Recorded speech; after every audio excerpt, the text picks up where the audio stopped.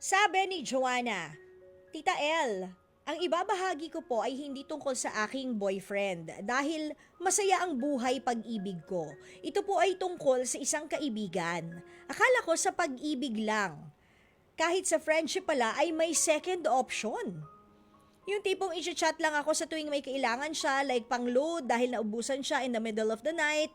Maalala lang ako pag wala siyang kausap at sa akin niya nailalabas ang lahat ng hinanakit niya sa iba at ginagawa akong tagapayo. Pero kung ako yung may problema, makikinig lang siya sa akin ng mabilis sana at sasabihin niyang okay lang yan mi, moving forward na. At magbabago na siya agad ng topic. Tapos, dapat kwento ng buhay niya ang papakinggan ko.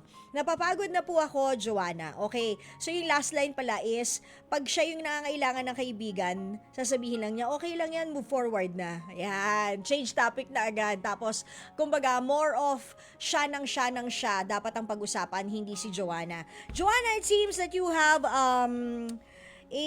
narcissistic friend. Kasi ganyan ang mga narcissist, puro sarili lang ang pinag-uusapan, sarili lang ang bida, sarili lang ang importante. Tsaka, kapag hinihingan ka ng load in the middle of the night at kapag ka hindi siya interesado na makinig sa mga problema mo at sasabihin lang sa'yo, okay lang yan, me, move forward na. Hindi mo yan tunay na kaibigan. Ang tawag dyan ay mga John Michael. Nandyan lang pag may kailangan. Okay? So, hindi talaga kaibigan yung mga yan.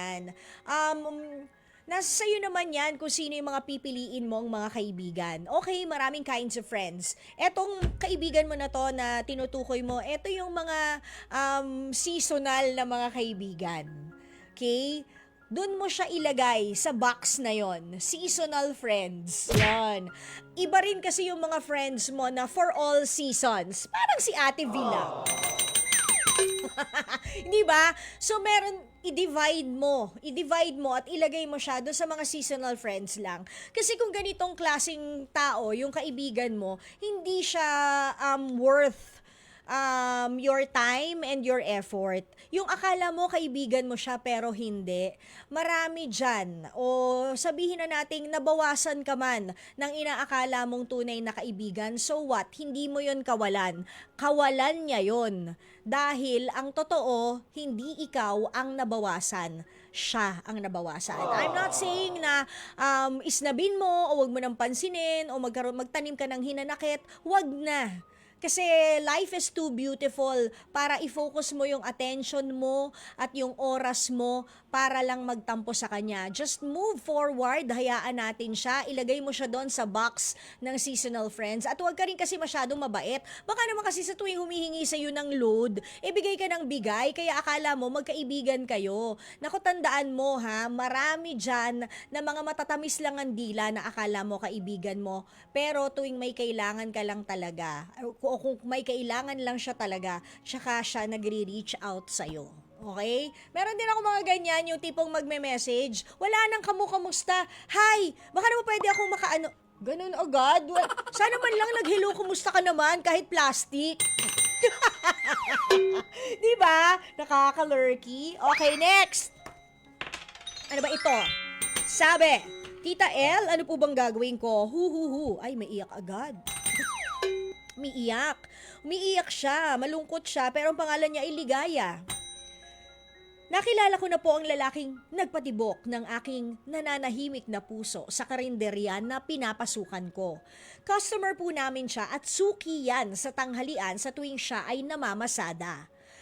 Sarap na sarap po siya sa mga ulam namin.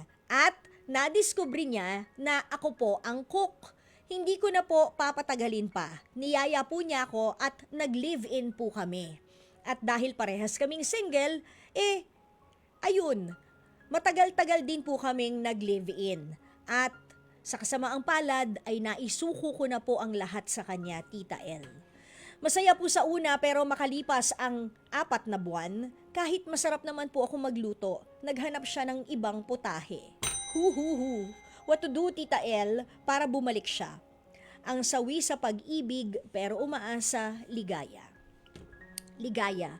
Mukhang hindi na siya maligaya sa'yo, kaya ganon. Naghanap siya ng ibang putahe. Pero, sabi mo nga, ang tanong mo is, what to do para bumalik siya. O di magluto ka ng gayuma.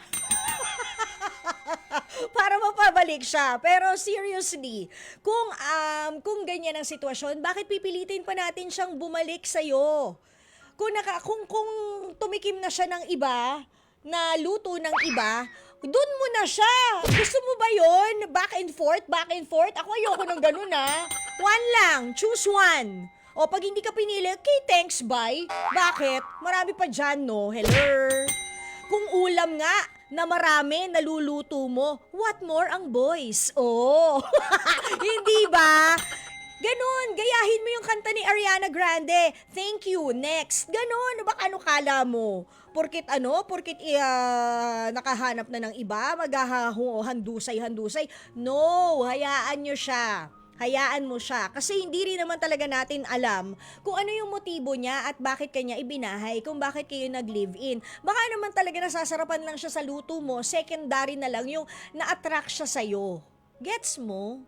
Diba? Yung na ano lang siya, na-smitten siya not by your looks or by your personality, but it was because the way you cook na masarap, doon siya na in love sa'yo. Di ba sabi nga nila, a way to a man's heart is through his stomach. Mukhang ganun talaga yung nangyari, yun nga lang hindi maganda ang ending ninyo. So I guess yun na yung closure para sa'yo, nakahanap siya ng iba, di ba? At tumikim daw siya ng ibang putahe. Sabi mo nga, di ba? Di hayaan mo siya. Just goes to show what kind of person he is. Kasi sabi nga, di ba, basta driver, sweet lover. Kaya hayaan na natin siya. Ikaw naman, ituloy-tuloy mo lang ang pagluluto mo ng masarap dyan sa karinderya and for sure, makakahanap ka rin ng iba. Customer man o hindi, hayaan mo siya ligaya. Isang araw, liligaya ka rin ulit. Okay? Mga kapatid! Dito tayo sa totoo. O, yan yun yung boses. Pagbigyan nyo na, minsan lang naman yan. Siyempre, dito tayo sa True FM, hindi ba? Like, share, subscribe, follow ang ating mga social media accounts, ha? At True Network PH. Yun lang ang keyword na hahanapin nyo. TrueNetwork PH. O, like, share, follow, subscribe para bongga talagang level sa atin. Sa FB, sa IG, sa X na dating Twitter, sa YouTube and TikTok, pati na rin sa mga podcast.